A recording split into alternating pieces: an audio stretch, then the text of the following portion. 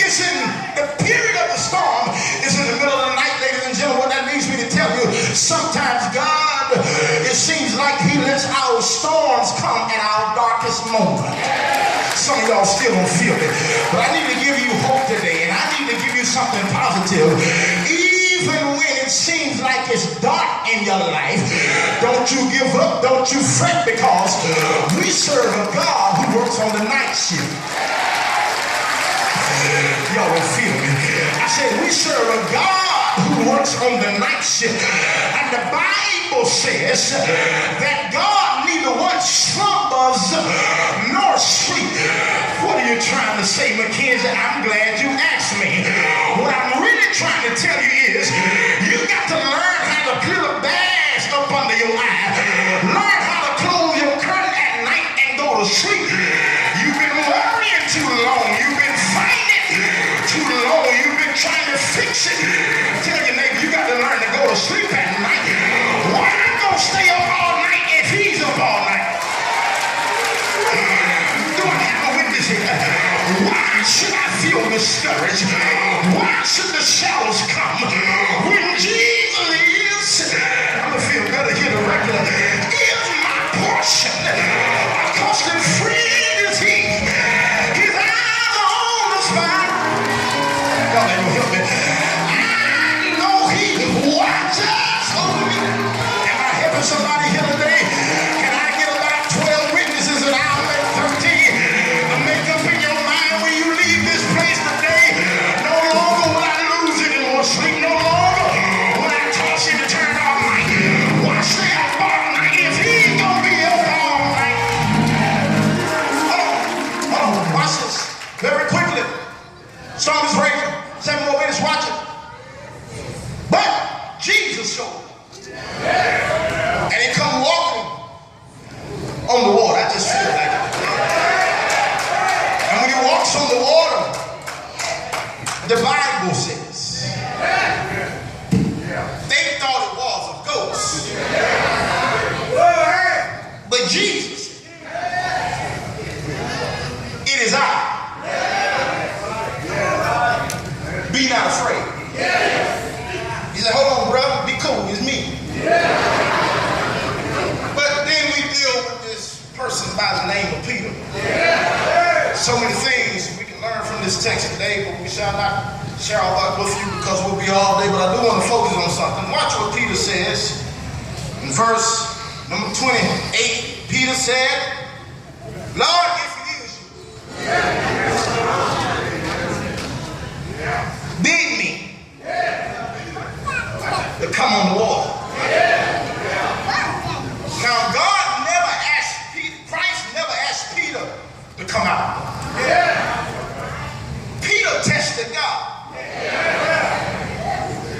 And now he's about to get what he's asking for. That's why you got to be careful when you pray. And that's why you got to be specific when you pray. Because he said praying with all supplication, that means be specific. Peter says, Lord, if it's you, bid me to come out on the water. Jesus already knew where Peter's faith was. He didn't have no long conversation. He just said, come. When Peter was coming down out of the ship, the Bible says he walked on the water. I want to show you 4 things, and I'm done. I want to show you the success of Peter. I want to show you the sinking of Peter. I want to show you the saving of Peter.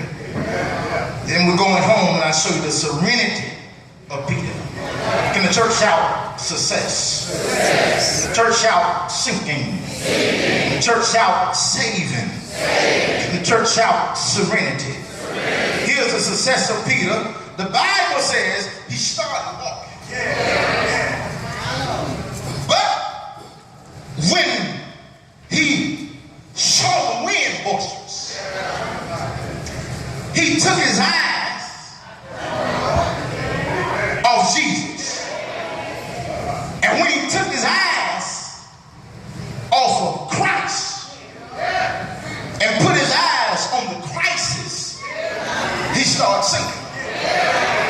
Let me come down your road. Lean in just a little bit. Sometimes we fail in our faith because we have took our focus off Christ. I'm asking you a question. Don't you please don't answer. Where's your focus?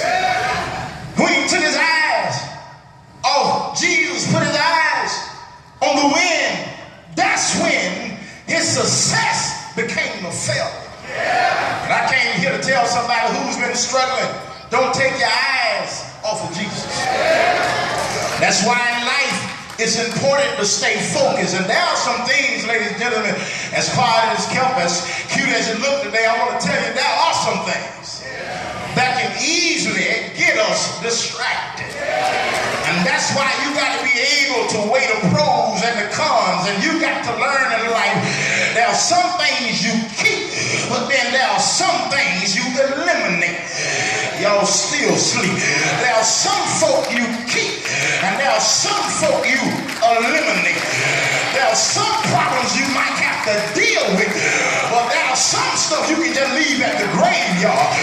Because what you got to learn to do is to keep your eyes and keep focus on the main goal, because there are other things that the devil put in our way to easily distract us. Okay, let me do it this way. Paul says, forgetting those things which are behind. Y'all ready to go? I'm hurrying y'all.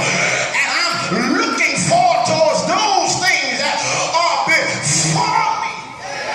Not only we see the success, but then we see the sinking, because the Bible says he began to sink.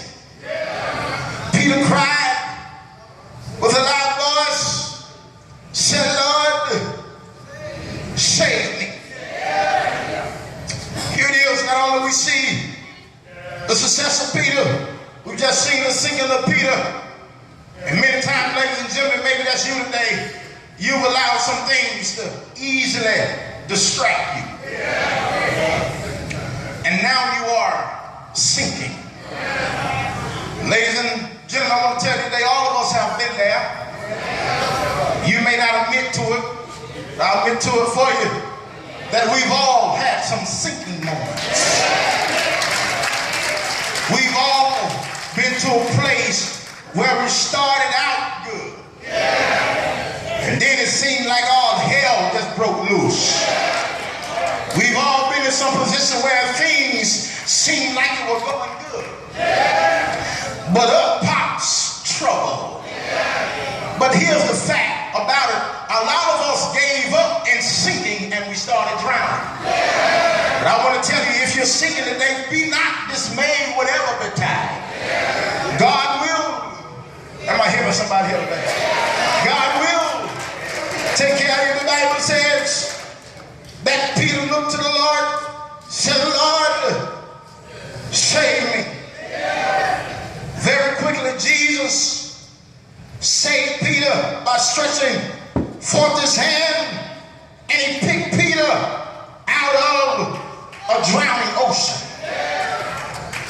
And then he asked Peter, said unto him, O you of little faith, wherefore did you doubt me? Success, the sinking, the saving, but then we see the serenity of Peter, because the Bible says in verse 32, and I'm done, when they were coming to the ship, that is the shout cue, the wind ceased. That's what I came to tell you, that no matter how big or how troubling your storm may be, God will give you serenity. Tell me what serenity is, Reverend. I tell you, it's very simple. God will give you peace. Whatever you've been fighting, whatever you've been wrestling with, I came to tell you what they said down in Montezuma, Georgia. Be still. God, y'all gonna help me close with it. Fight the battle. If you just be still, keep praying. God will fight the battle. If you learn how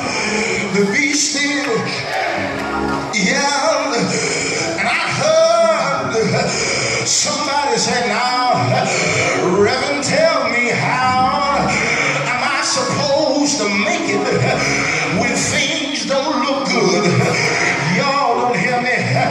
What I came to tell you, you may not know how, and you may not know when. What I came to tell you, you got to learn how to have faith in God. You know what faith means.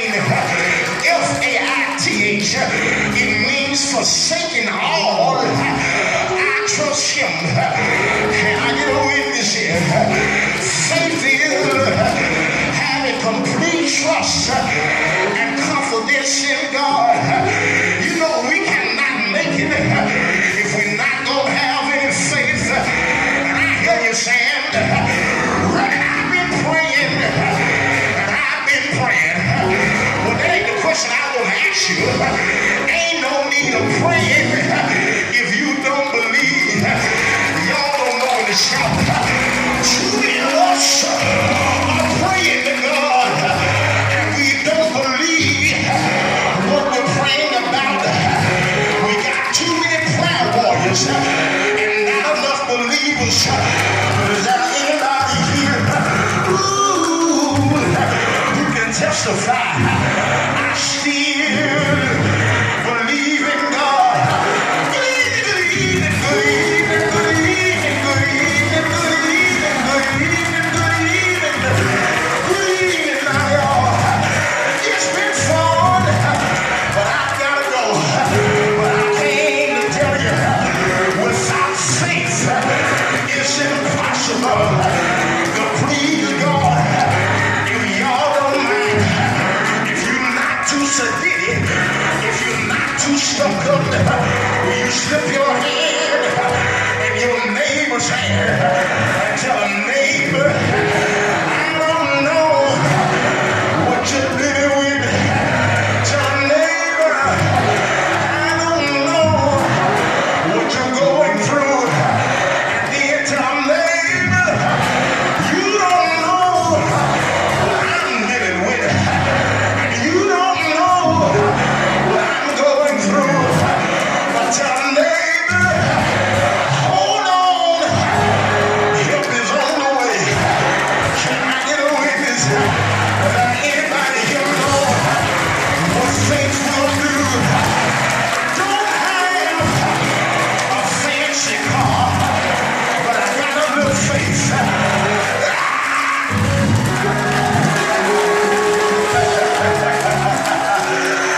Don't have much money, but I got a little faith. Don't have the best job, but I got a little faith. Y'all don't mind. Can I tell you what faith will do? See, the Bible says we walk by faith and not by sight. Sight with my eyesight, I can see from here to the back door. But with my faith, I can see from Mckenzie all the way to Montezuma. I don't understand it. Well, let me help you. Sight will have you taken out a loan, but faith will have you paying it off. Y'all won't hear me.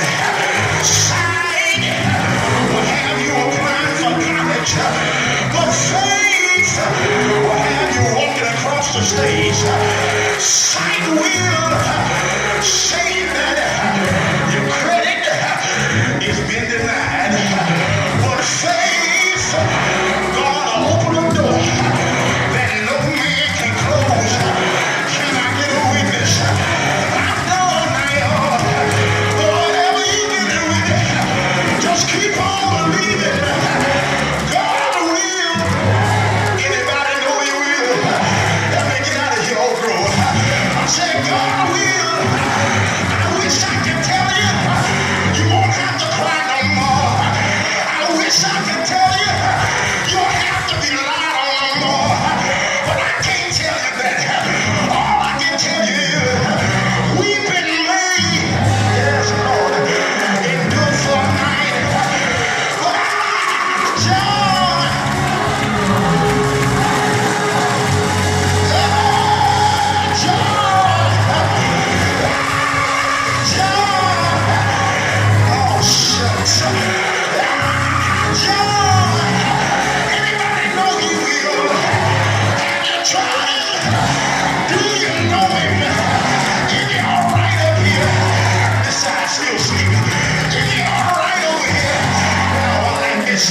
Is he all right over here?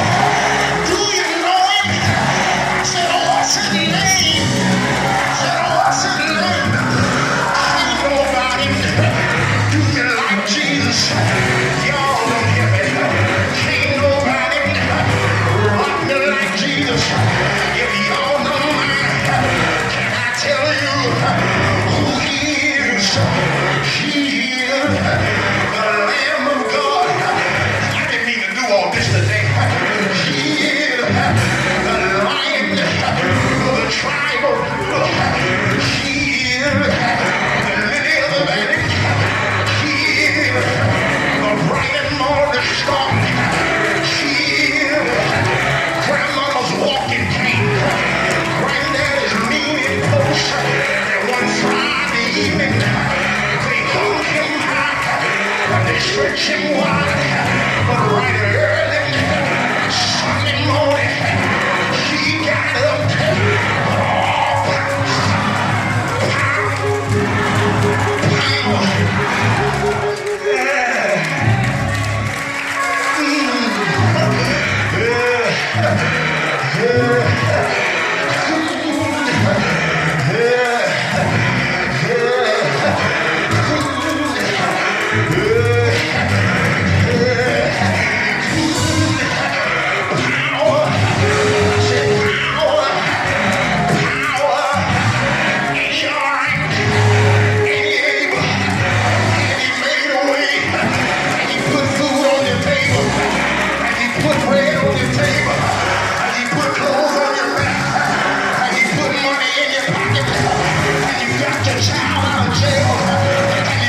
Son back home, and he brought sense to your daughter, and he brought peace on your job, and he put love back in your home, and he put restoration back in your marriage. I said, won't he do it? As he kept you out of the hospital, did he rescue you from an accident? Has he saved you from diabetes? Has he delivered you from any kind of cancer?